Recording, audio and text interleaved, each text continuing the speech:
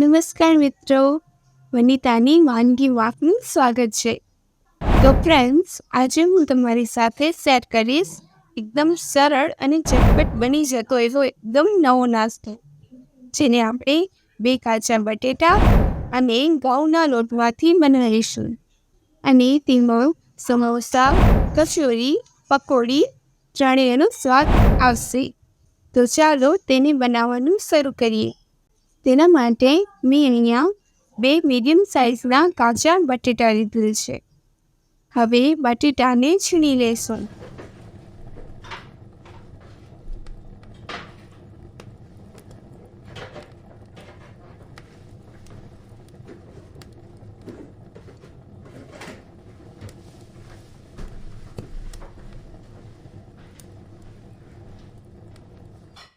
તો તમે જોઈ શકો છો, બટેટા એકદમ સારી રીતે છીણાઈ ગયા છે. હવે તેને 2-3 પાણીથી ધોઈ છલનીમાં કાઢી લેશું અને હાથ વડે દબાવી લેશું, જેથી તેમાં વધારાનું પાણી હોય તે નીકળી જાય.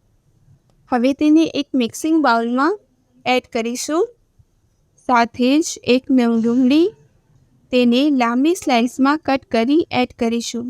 2 નંગ ઝીણા સમારેલા મરચાં, 1 ચમચી આદુ, 1 ચમચી જીરા, અડધી ચમચી બ્લેક પાવડર, થોડા ઝીણા સમારેલા લીલા દાણા એડ કરી તેને સારી રીતે મિક્સ કરી લેશું.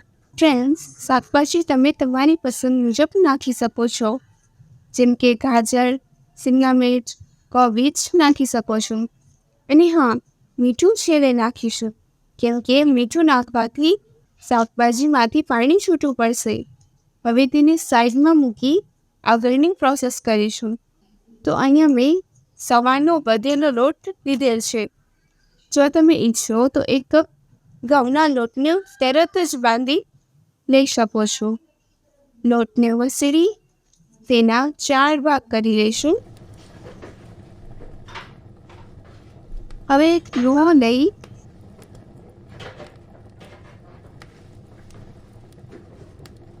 એની રોટલી વણી લેશું.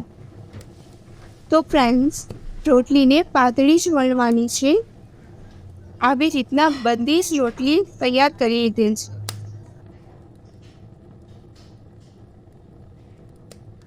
હવે બટેટાના મિશ્રણમાં અડધી ચમચી મીઠું નાખી મિક્સ કરી લઈશું.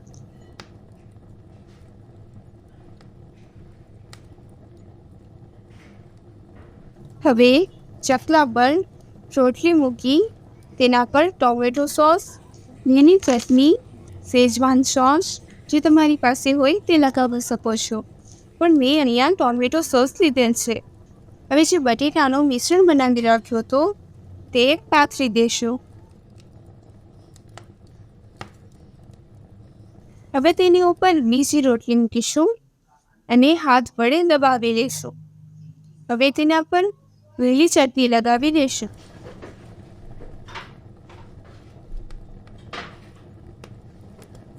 અને તેના પર બટેટાનું મિશ્રણ ફેરવી દઈશું. ચટણી તમે તમારા ટેસ્ટ મુજબ નાખી શકો છો.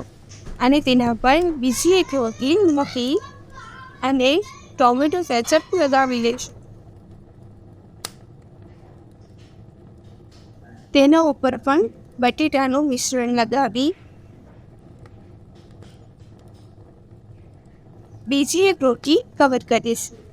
આવી રીતના એક ઉપર એક 4 રોટલી લગાવી દીધી છે. હવે તેની કિનારી સારી રીતે ચોંટાડી દેશું કે જેથી કરી બટેટાનું મિશ્રણ બહાર ન આવી શકે. હવે તેને સ્ટીમ આપીશું. તો એક છલોમાં તેલ ગ્રીસ કરી તેમાં રોટલી મૂકીશું. તેના માટે મેં અહીંયા પહેલેથી જ ગરમ પાણી મૂક્યું હતું. તેમાં છલની મૂકી ઢાંકણ ઢાંકી 7 થી 8 મિનિટ સ્ટીમ આપીશું. 7 થી 8 મિનિટ પછી જોઈ લેશું તો તે એકદમ સારી રીતે પાકી ગયો છે. હવે તેને બહાર કાઢી ઠંડુ થવા મૂકીશું. ઠંડુ થયા પછી તે છલનીમાંથી આસાનીથી નીકળી જશે. હવે તેને કટ કરી લેશું. આ નાસ્તો ફ્રાય કર્યા વગર પણ બહુ જ ટેસ્ટી લાગે છે અને હેલ્ધી પણ છે. અને જો ફ્રાય કરવું હોય તો ફટાફટ એક ગોળ તૈયાર કરી લેશું, જેનાથી તે બહુ જ ક્રિસ્પી લાગશે. તેના માટે એક જ મિક્સિંગ બાઉલમાં 2 ચમચી મેંદાનો લોટ એડ કરીશ અને થોડું મીઠું, થોડું પાણી નાખી મિક્સ કરી તેનું પાતળું ગોળ તૈયાર કરીશું.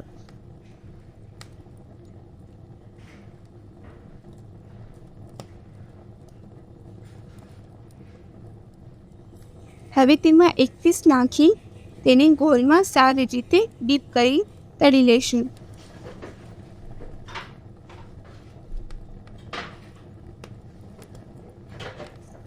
તળવા માટે મેં અહીંયા પહેલેથી જ તેલ ગરમ કરવા મૂક્યું હતું. તેમાં એક કરી પીસ નાખીશું અને મીડિયમ ફ્લેમ પર તળી લઈશું. નીચેની સાઈડ શેકાઈ ગઈ છે. હવે પલટાવી બીજી સાઈડ શેકી લઈશું.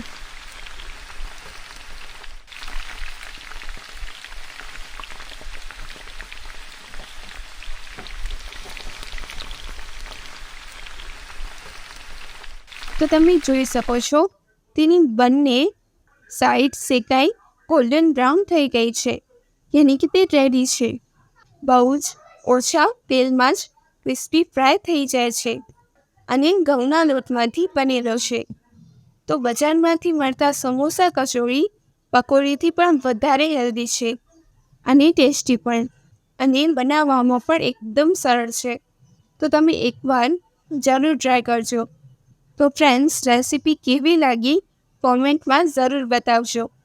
જો રેસીપી પસંદ આવી હોય તો વિડીયોને લાઈક, શેર જરૂર કરજો અને રોજ નવી નવી રેસીપી જોવા માટે ચેનલને સબસ્ક્રાઈબ કરવાનું ન ભૂલતા.